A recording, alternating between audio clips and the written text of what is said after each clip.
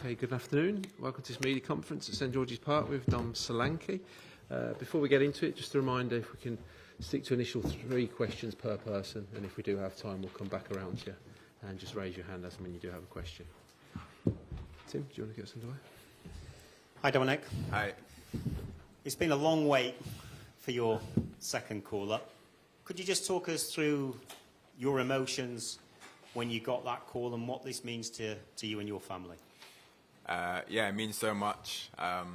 Worked very hard to get back to this moment. Obviously, I made my debut a long time ago now, so yeah, it's been quite a journey. But yeah, to get back here it's a great feeling for me and the family.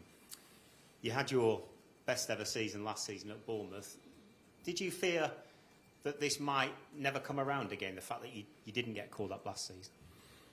No, I didn't think that wouldn't come around. It was the fact of keep doing what I'm doing and yeah, just keep playing well and scoring goals. And I always believed that I would get back here. So that was my mindset, and that's one of the things I was working towards. And yeah, I'm thankful to be back here now, and hopefully I can stay here. You've had a good start to your Spurs career. Obviously, a disappointing result at the weekend, but do you feel as though you're in a good place in terms of your form coming into this international break? Yeah, definitely. I think it was a bit frustrating that I got injured when I first joined Spurs, but I feel good now. I feel fit and ready, and we got a lot of games this season, so yeah, hopefully I can stay fit for the rest of the season and carry on how I started. Hi, Dominic. Hi. As you say, it's been a long time since you've been in the England squad, and probably a long time when you're out of it. But do you feel like you're more ready than, or it's the perfect time for you to come back into it now? Yeah, for sure. I feel like obviously when I first came, I was quite young, so I've done a lot of learning, a lot of developing and stuff. And yeah, like I said, I'm a lot more mature now, so naturally it's going to be I'm in a better position now. But yeah, like I mentioned earlier, I feel good in myself, and yeah, like I said, I'm just happy to be back here. No Harry Kane in training today, which might mean there's a better chance for you to play at Wembley on Thursday. Have you thought about what it would be like to get back out on the pitch at Wembley? Yeah, obviously that's what the dream is, to represent your country. No matter how many times, it's always the same. So yeah, hopefully I can get some minutes, but I'm just happy to be here again, and hopefully I can help the team. You made a big money move in the summer. Have you found that hard to adjust? Every time everyone speaks about your form, they also mention the price tag? Not really. I think it's just part of football. If I went on a free or for what I went for, I'm still going to have to perform the same way. So I think in football it's the same really, and you just got to do the business. Dom, hi, congratulations on your recall. Just when you were in that under-17 team, it was about, a decade ago, only you, Joe Gomez and Lewis Cook have actually gone on to get senior caps. As well as ability, what qualities do you need? I think you need to be really strong mentally. I think the mental side of football is just as big these days, because there's so many ups and downs, a lot going on and off the pitch. So it's always important to stay focused and believe in yourself and keep working hard. And everyone's journey is different. You see some people have a smooth sailing career and some not as smooth. So yes, it's just about sticking with it. When you were at Chelsea, you had players like Diego Drogba and Diego Costa, and then obviously at Liverpool you had Firmino and Mane and Mo Salah. What did you learn from those forwards? Yeah, a lot. Obviously being around world-class forwards every day, learning, watching what they do on and off the pitch, especially when you're young and just trying to find your way. There's always bits of people's games you can take and learn from. So yeah, I'm lucky enough to been able to follow in their footsteps. Did you keep the shirt from that Brazil game? Yes, of course. Still got it framed in my house. One of the greatest achievements of my career. I think from when you're young and you're just playing football, you obviously want to make it, but representing your country is a whole nother level. so I'm still grateful for that moment to this day. Gareth Southgate, after that, ahead of a friendly in Leicester against Switzerland, it really stood out to me, asked who was one of the players out of that squad now that he thought would have a big future with England. And he said, Dominic Solanke, who has performed at every age level. Do you remember him saying that to you? And is that shirt hanging up, that time you went up against Neymar, being a big mental strength, a big tool to you, and winning, of course, the Euros? Yeah, I think, like I mentioned, everyone's journey is different. And yeah, I was in the England setup throughout all the age groups. We had great teams. We won quite a few trophies. So that was great memories. And yeah, hopefully we can do it for the seniors now as well. Be nice to win some trophies. So yeah, that's the next step for the country. And you've been coming through the age group so long, and we've been tracking your success for so long and your quality, that people might not realise you're a year and a bit more younger than Ollie Watkins. So a lot of time to make that impact. And Neymar had a big impact on you that day, didn't he? Yeah, I think Neymar's one of the greatest footballers to ever play the game. Yeah, someone that everyone enjoys watching, I think.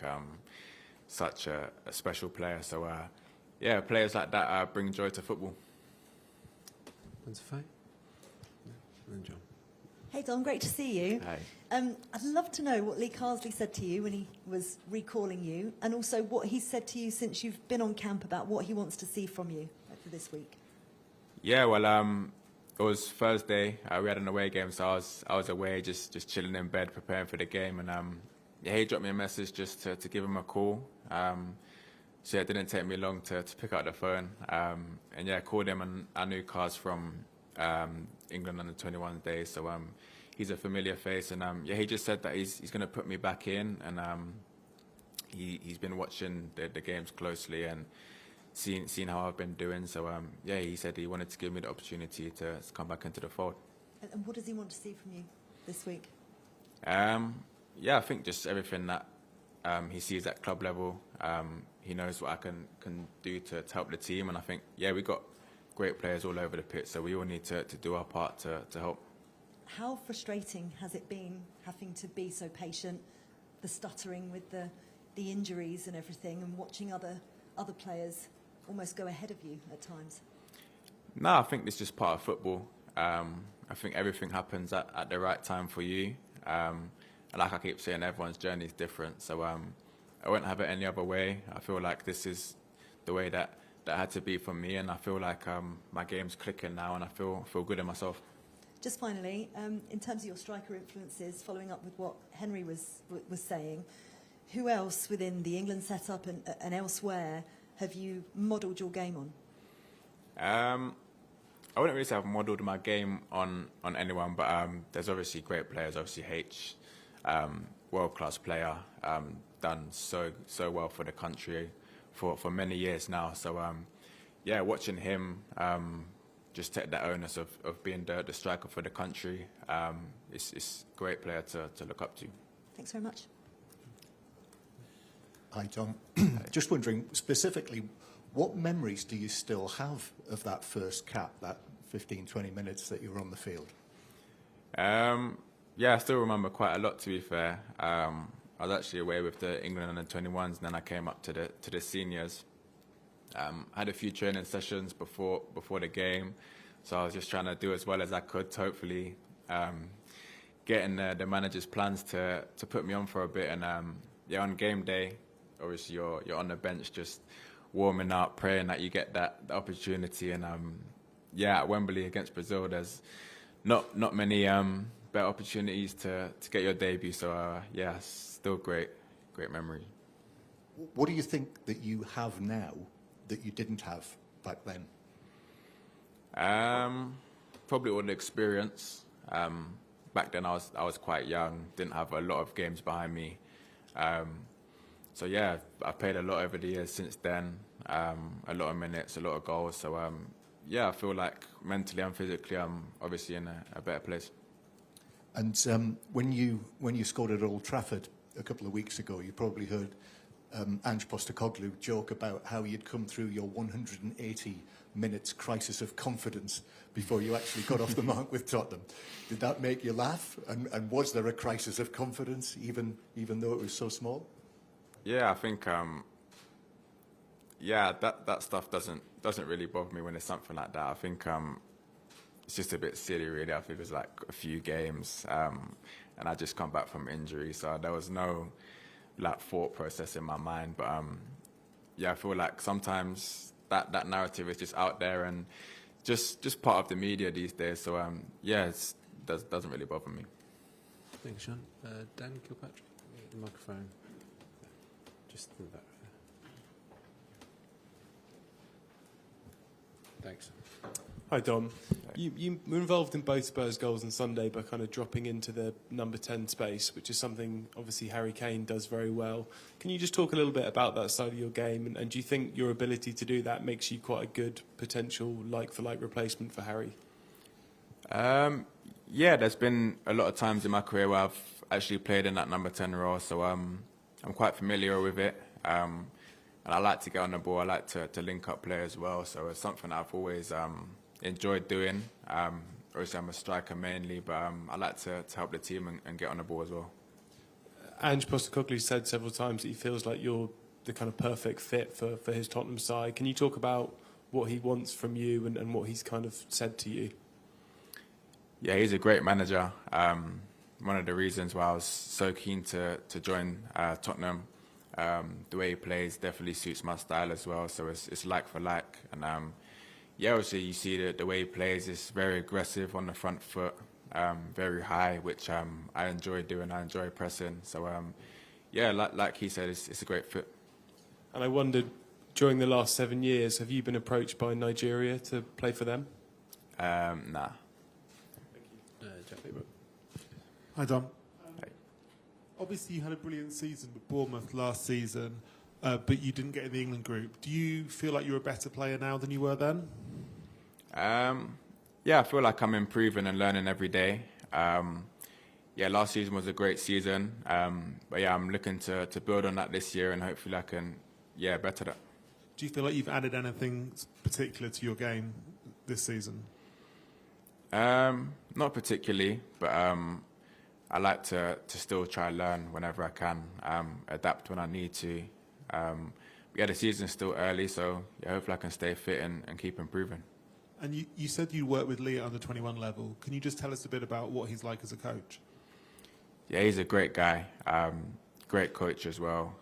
Like I said, I've known him for many years now, and I think all the boys get on well with him. It's a great group, great players and staff. So yes, it's a great environment to be in. Thanks, Jack. Go back to Matt Reid there. Thank you. Hi, Dom. I think many of us in the room will have been following your career for a very long time, and this isn't to emphasise the length of the gap between your caps, but in that early group with the Freddie Woodmans and the Patrick Roberts and the Adam Armstrongs and all those fantastic attacking and creative defensive players, I mean, a number of them have gone on to do great things. A number of them have had more challenges and are playing League One and Championship and doing well in their own way. Which of those group are you still most closely connected to? And have you had any messages from that group congratulating you for the recent call-up? Yeah, I think we all kind of still keep in touch a little bit, like some more than others, but whenever we see each other, play against each other, we'd always catch up. So yeah, there's quite a few, but yeah, I think two of my closest friends on and off the pitch, Kyle Walker-Peters and Tosin, played with various age groups at England. Two of my closest friends still to this day. So yeah, there's a lot of boys that we're still close with. And you've had a few moves around in your career. You're now obviously settled at Tottenham. Is there anyone within this squad who would you say is the player who you have most longest term relationship with, who you know best, and who might help you to settle in? I've known quite a few of them for a while. Not as close. I haven't been around them obviously throughout the age groups. I think other than Dean, he was my age group at England, so we spent quite a few camps together. And Esri, but he didn't quite manage to make this trip. Yeah, he's another close friend of mine. So yeah. Okay, we'll end the live section there and move into a short section and bargain until 10:30 p.m.